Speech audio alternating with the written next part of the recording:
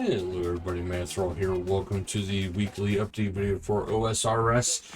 And if you watched the other video for RS3, I took a little bit of vacation last weekend, but it was what a week though to take vacation, because even for OSRS, there's quite a few big drops last week, including the beta for sailing, which is out, so you can check that out right now actually. So go check it out, get your feedback in there, see how you like the skill as it stands. Maybe you'll love it right now as it stands. But as far as this week goes, we have stackable clues, which are here. Oh, and the scroll boxes. So after completing the quest X marks a spot, traditional clue scroll drops are replaced by stackable scroll boxes, allowing you to collect and store multiple clues of the same tier in a single stack, much like you do in RS3. So scroll boxes are traditional clue scrolls, a shared stack limit, which starts 2 per tier by default and can be increased to a maximum of 5 per tier. You can raise your stack limit in 2 ways. Consuming a new item called the scroll case, each one increases your scroll capacity by 1. And these come in 2 types. The minor cases, which earn after completing a set number of clues per tier, or a major one, which awarded at a higher number of clue scroll completions per tier. Defeating the Mimic boss from the Master Caskets grants a special Mimic scroll case, which increases your scroll capacity to be 1 across all the tiers. So scroll cases turn up in your clue scroll reward once you've completed the number of clues for a given tier. To unlock a +1 capacity, simply click on the scroll case and consume it. If you already hit the requirement, you'll receive a +1 capacity on login, and the scroll cases will be added to your collection log. If you misplace or bank the scroll case before using it, it will reappear in your next clue scroll reward. To avoid wasting implant jars, opening one while your clue cap for a tier triggers a cap warning. Clue completion earned before this update count towards your scroll case unlocks.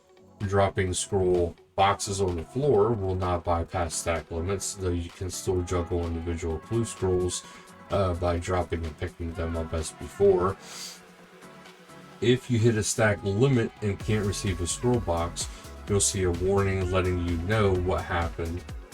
Free-to-play players can earn and use beginner scroll cases. Higher tier scroll cases remain members only content.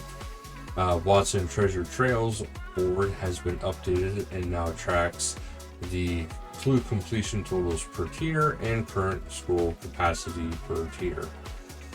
Other changes: they rebalance the Soul Wars Spoils of War loot table.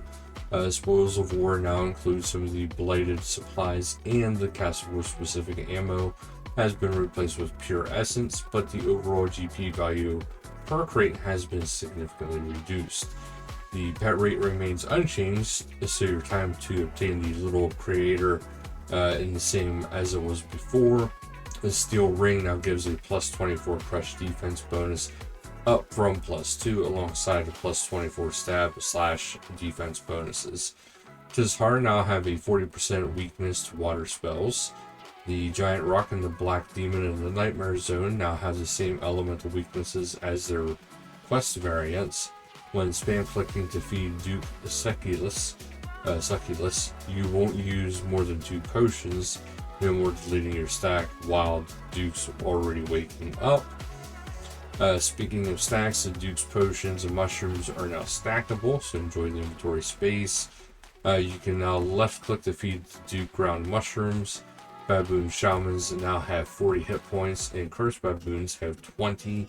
Thralls in the Kefri room no longer count towards the arcane scarab's hit count, causing it to move. The soul flame horn can no longer be used to start the skilling cycle. The keys from Obar and Bryophyta are now more common, dropping the rate of 116 rather than 132. The newly added cooldown for Bryophyta's growthling spawn should now be more consistent.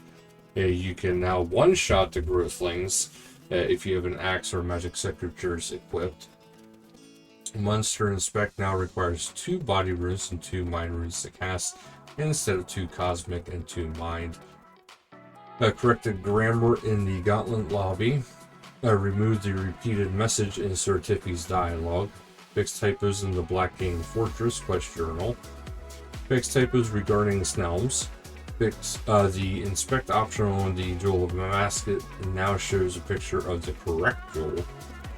And there's a hotfix for last week, which was a fix to bug where the magic special attacks weren't correctly against flying enemies, so now they are working again.